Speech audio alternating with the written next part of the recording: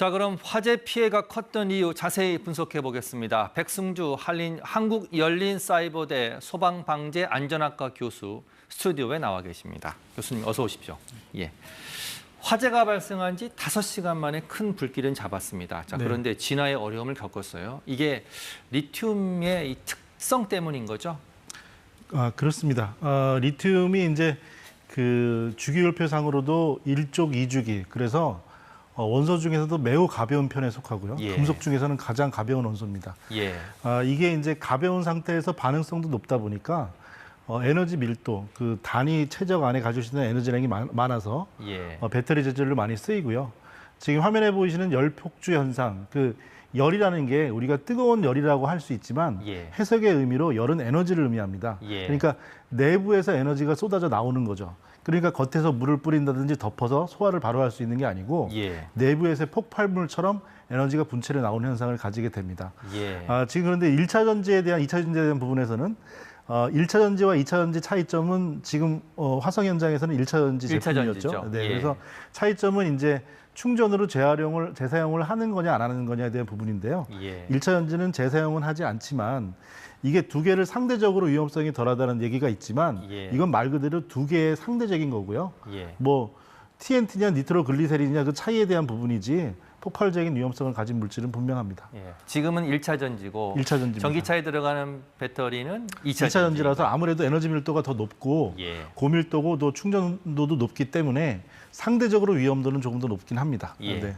자, 지금 실종자 수색 작업이 진행 중인데 이게 아까 말씀하신 것처럼 리튬이라는 특성 때문에 지금도 굉장히 조심을 해야 되죠. 꺼진 게 다 꺼진 게 아니기 때문에요. 네, 그렇습니다. 우리가 그 안타까운 21년도 평택 물류창고 화재에서도 대응 단계가 소화를 다 됐다고 판단을 하고 7시간 후에 거기는 배터리 화재는 아니었지만 역시 다른 이유로 붕괴가 이어지면서 재발화가 일어났습니다.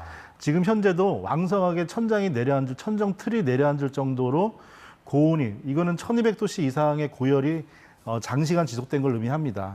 지속된 상태이기 때문에 그리고 화재가 발생했던 최초 발화와 피해가 가장 많았던 3동 2층에서 3만 5천여 개의 배터리가 있었고 지금 화면처럼 마치 폭죽이 터지듯이 팝콘이 터지듯이 크게 폭발이 계속 이어졌는데요.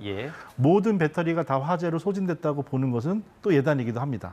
내부에 대한 발굴이 다 되지 않았기 때문에 그래서 마지막 남은 실종자에 대한 구조 활동도 중요하지만 그 또한 일몰까지 되었고 하니까 신중한 수색이 필요합니다. 안전에 대한 좀 대비가 필요한 것 같은데 네, 그렇습니다. 앞에 리포트를 보시면 인터뷰 내용 중에 배터리 한 개가 폭발하면서 시작됐다 이렇게 지금 말씀을 하셨거든요. 자, 그런데 이게 리튬 배터리 제조 공장에서 이렇게 쉽게 화재가 발생하는 겁니까? 이게 이제 사실은 이게 결과적으로에 대한 부분인데요.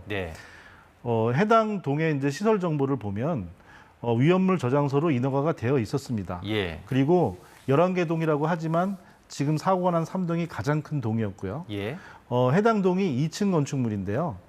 1층 건축물에는 인화성 액체에 대한 위험물 옥내 저장소가 있었고 2층에는 또 역시 리튬 배터리가 많이 쌓여 있었죠. 그리고 그 2층에 최소 50명 이상의 작업자가 작업을 하고 있었습니다. 이런 부분은 화재가 충분히 발생할 우려가 당연히 안전조치를 해야 되겠지만 발생한 이후에도 이렇게 확산되게 되었다는 부분은 위험 시나리오가 전혀 적용되지 않은 그런 공정 설계로 보여집니다. 지금 이 영상을 보면 이렇게 화재가 발생하고 다시 소화기로 꺼도 다시 불이 지금 발하고 있는 그런 상황인데 지금 제일 궁금한 거는 처음 불이 2층에서 났습니다. 그런데 2층에 있던 실종자가 대부분 숨진 채 발견이 됐거든요. 왜 대피를 못했을까요?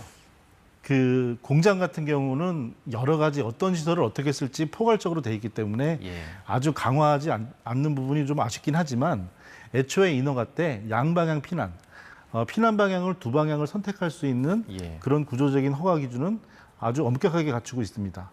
해당 부분에서도 2층에 있던 작업자분들이 순간적으로 지금 빨리 신속히 피난을 했으면 좋을 텐데 지금 8시 이후에 지금 CCTV 그 영상이 공개가 됐는데요. 해당 영상을 보면 15초 만에 아주 순식간에 연기로 막혀 있었고 그리고 외국인 근로자, 이게 오전까지만 해도 사실은 이게 안타까운 소식이 잘못된 소식이라고 기대를 한 부분에서 명단조차 제대로 파악이 안 될 정도로 정규직, 외국인 근로자, 그리고 파견직 이런 명단들이 안 됐다는 거는 예. 그분들에 대한 사전 안전 교육은 제대로 되었는지, 예. 양방향 피난이나 이런 조치에 대해서 교육도 제대로 되었는지 그 부분도 좀 안타깝게 의심이 되는 부분이기도 합니다. 예. 내부 구조를 잘 몰랐을 가능성이 여기서는 제기되겠네요. 매우 높습니다. 예. 지금 이 화재 사고도 생각을 해보면 우리가 이제 제천 스포츠센터 화재에서도 2층 여탕에서만 20분이 돌아가셨거든요. 예. 피난을 제대로 신속히 하셨으면 다 사실 수 있는 상황이었는데 네. 그 평소에 다니시던 공간도 그렇게 피난 경로를 못 찾았는데요. 주로 다니던 경로가 아니고 반대쪽 피난구가 있었음에도 불구하고 그럼에도 지금 여기 같은 그 근로자분들께서도 영상을 보면은 초기에 드나들었던 주 경로 쪽으로 가다가 그쪽에서 막히게 되니까 막다른 실로 이렇게 몰리게 되는 그런 모습으로 좀 보여지는데요. 예. 그 피난 경로에 대한 좀 인지와 그리고 평상시에 작업 동선, 공정 설계라고 합니다. 그런 부분에서 위험 시나리오가 적용되지 않았던 것, 그건 분명해 보입니다. 이번 이제 화재가 발생해서 진화에 어려웠던 게 하나 더 있습니다. 어려운 점이 네. 이게 샌드위치 패널로 만들었기 때문인데 이것도 네. 지금 진화하는데 어려움을 겪은 거죠. 네, 그렇습니다. 이제 해당 건축물은 지금 위험물 인허가는 18년도 6년 전에 지금 받은 예. 걸로 전해지고요. 예. 그리고 그 이전에도 준공된 건물이 있어서 증축을 좀 이어나갔던 것 같습니다. 네. 샌드위치 패널은 우리가 이제 그 국민들도 많은 그 인식에 안타까운 인식들이 많았고 화재 사고가 많았기 때문에 네. 그 패널 자체의 내화 성능은 점차 보강이 되어 왔습니다. 예. 그래서 내부에 있는 스티로폴 계열에서 인화성 액체를 뿜어내는 그런 직접적인 구조는 안 됐겠지만 예.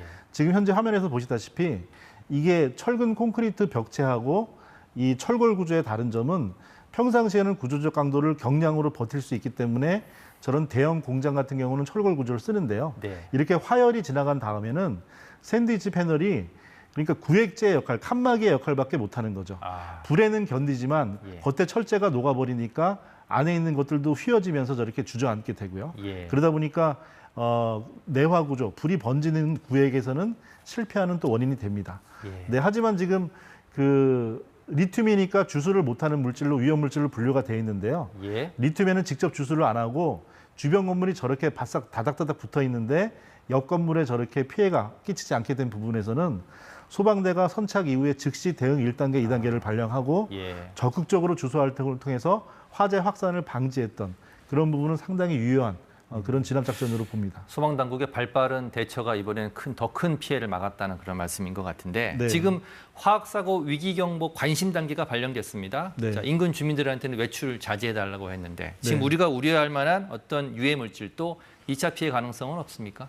2차 피해에 대해서 명확히 가시적으로 보이지 않겠지만 예. 그리고 환경부는 지금 이제 관심, 주의, 경계, 심각 단계 이렇게 되는데 예.